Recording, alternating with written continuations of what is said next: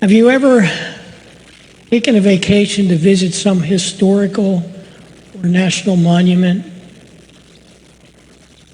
Some favorites are Mount Rushmore, Liberty Bell, Gettysburg Battlefield, lots of the national parks and so forth. A lot of people even come into Valley Forge. And if you've ever been at Valley Forge, even on a warm day, it's hard not to shiver as you think about the cold conditions that were there when Washington's troops were wintering that facility. What a lot of people forget is that those years were nearing the end of the Little Ice Age, which is why it was so cold. That freezing weather tested those whose faithfulness preserved the freedoms we currently enjoy. Sometimes we're traveling and discover something unusual. We may notice a small museum or a battered historical marker. There are times I watch a program on New Jersey public television called Drive-By History. The show looks at the highway markers we all drive by and sometimes never give them a second thought.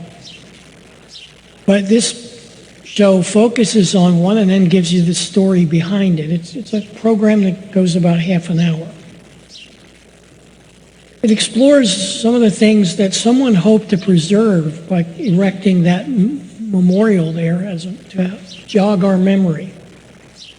Some memorials remember important events.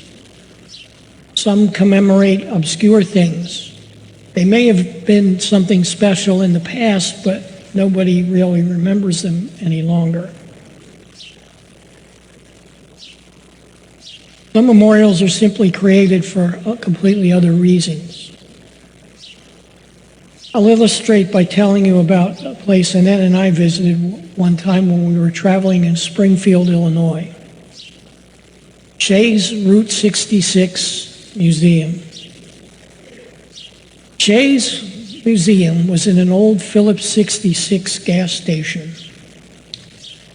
Bill Shay manned that gas station for decades. They also had there the oldest filling station, they believe, in Illinois. There was a small thing with some old gas pumps, and Shay's Museum had a lot of old gas pumps. A lot of anything else you found in a gas station in the 40s, 50s, and 60s, and 70s. Shay's even smelled like a garage, the old-time garage. And I commented about that to him. And he took me in the back room and he showed me the secret of the smell. He had a huge vat of drain oil, and he would go back there every now and then and stir it up with a stick to get the smell into the place. But anyway, as I was thinking about using this as an example this morning, I looked him up on Wikipedia. And he comes up there, believe it or not. I learned that Bill Shay and his whole family were inducted into Route 66 Hall of Fame. Sadly, after Bill Shay's death in 2013, all the memorabilia was auctioned off. The building then became a pizza and pasta shop. My heart was broken. Well, not really. Anyway, it was a neat little stop. What the museum really did was catalog Shay's own career as a gas station owner and attendant. And a lot of folks over the years visited there. We had a book to sign when we went in. It was very personable. But all of that remembering moves me to ask, how long is our memory? How long can we remember? How soon do we forget? Well, I know it's a question I keep asking myself. Sometimes I walk from one room to the other and I forget what I went there for. But that's a function of age, I believe, or stress or being busy or whatever. But one reason for a memorial and a museum is to help us remember. But there's another reason for them too. The other reason is they help us interpret the history that the marker helps us remember. Again, I'll illustrate here. This time with the Monocacy National Battlefield just near Frederick, Maryland. If you visit that place, there are two sets of markers in the park. Both are correct, both are right, but only one of them is correct. Confusion I see on a couple of people. Let me explain. One set of monuments was erected by the Daughters of the Confederacy about 50 years after the battle took place. It celebrates a Confederate victory on Northern soil. The other set of markers was erected by the U.S. Park Service. It celebrates a Union victory. What do we have? And again, it's interpretation.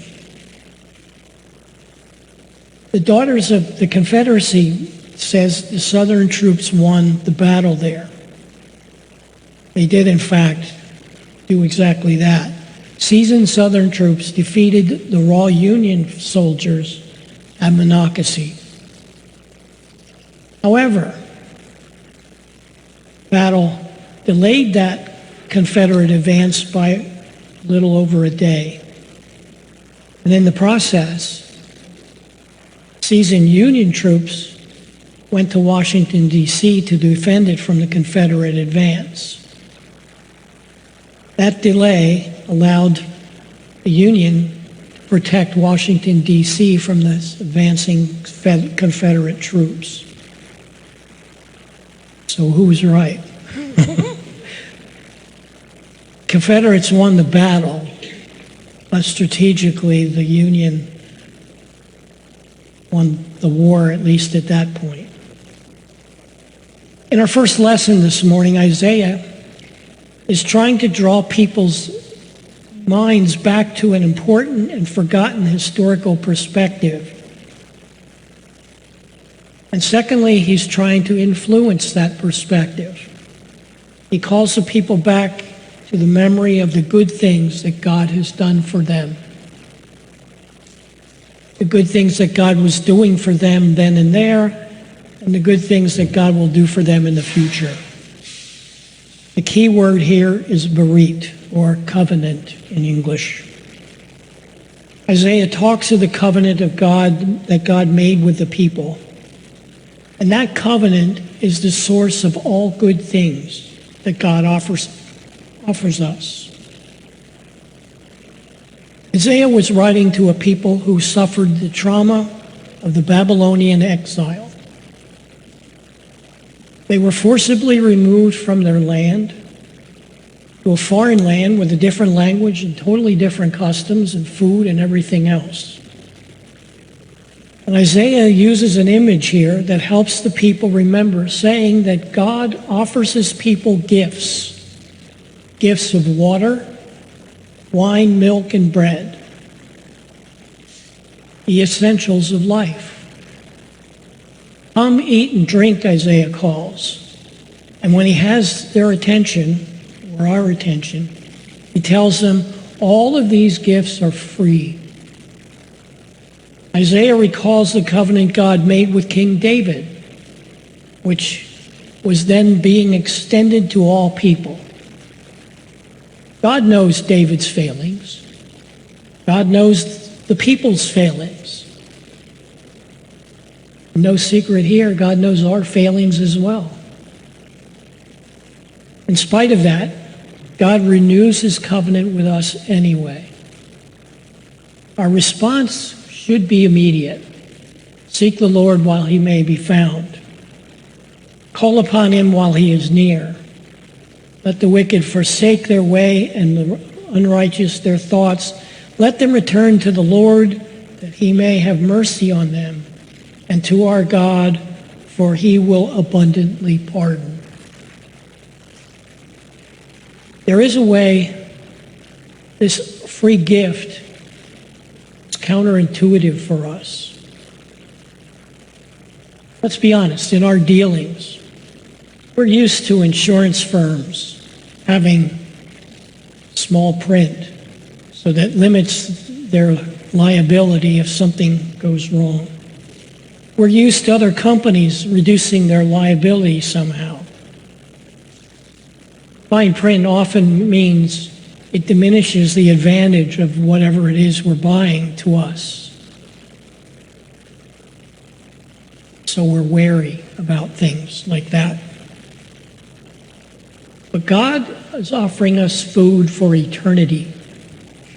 We may not fully realize that value any more than the people who received the bread from Jesus' own hands recognized what they were getting and what was being offered to them. So generous and breathtaking is this undertaking and this offer that we may fail to understand it. And if we do, we end up falling back on our old ways. That's why Isaiah is trying to get our attention, because he wants us to know that God is preparing to abundantly forgive us, abundantly pardon us. God's word will, as the lesson said, not return to God empty. It shall accomplish that to which God purposes it. And indeed, we shall go out with joy and be led back in peace. It's a celebration.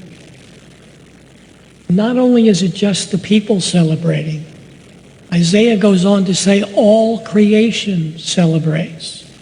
The trees of the field shall clap their hands. God does not think like us. God's ways are not our ways. We cannot receive this gift if we insist on going about it ourselves. Time and time again, this is what God's people do in response to either old or new covenant. We're afraid to take a risk. We're afraid sometimes to try something different, something new. Sin of not forgetting what God has done for us is something we see in God's people, in the desert, in Israel's history. And if we're really honest, sometimes it's staring back at us in the mirror in the morning. We're guilty of forgetting what God has done for us sometimes too. As people, we cling to hatred instead of risking love. We cling to fear instead of overwhelming joy. Our world is dangerous, but we are God's people of peace. We do not have a spirit of fear, but a spirit of joy. There are plenty of things to fear in our world, but they should not dominate our thinking. Most of us make it through each day. Most of us are not shot, punched, diced, clipped, bent, folded, or mutilated. Thank the post office for that last bit there. So we can work for the good of all people, rather than try to eliminate those who may differ from us in one way or another. As for those who suffer, that's where God is calling us as God's people to be messengers who spread good news, like Isaiah, so that we can give people hope. We're to walk with people who are hurting so that they learn of us and from us and have hope. Isaiah did not face the people who were grieving about the invasion and the captivity they were in and say that nothing was wrong. He didn't say to that God's people never grieve. There was plenty wrong. And yes, we all grieve one time or another. But Isaiah told us that in that broken world where we sometimes sorrowful things happen, God has the full intention of being a part of our future, a future that's filled with hope and purpose. The world's not ready for this message. We want to hold on to the old grudges. We want revenge. Bumper sticker says, "I don't get mad, I get even." Popular for a reason. We're not to respond to hate with hate or to violence with more violence. But no matter which way we go, we can confess our sin and God will abundantly pardon us. Can we do any less with each other and with those around the world?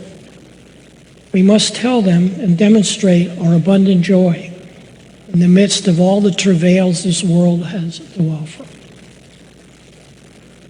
When Jesus walked this earth, he was criticized. He was criticized that his disciples, and he and his disciples did not fast.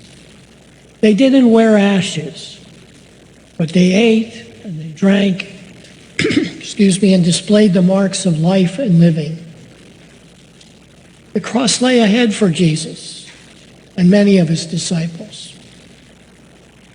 It lies ahead for us as well. But as today's scripture tells us, as the heavens are higher than the earth, so are God's ways higher than ours. Stop in the midst of our technological marketplace. Listen to the voice that rises above others, even though it may be a still small voice. On that life we journey through, in which we are always in a hurry, often without purpose, joy, asking us to slow down. Stop. Read the memorial marker that you're passing. Remember God's history with his people. Remember God's promises to his people. And adopt a whole different way of looking at our world. Things aren't what you think.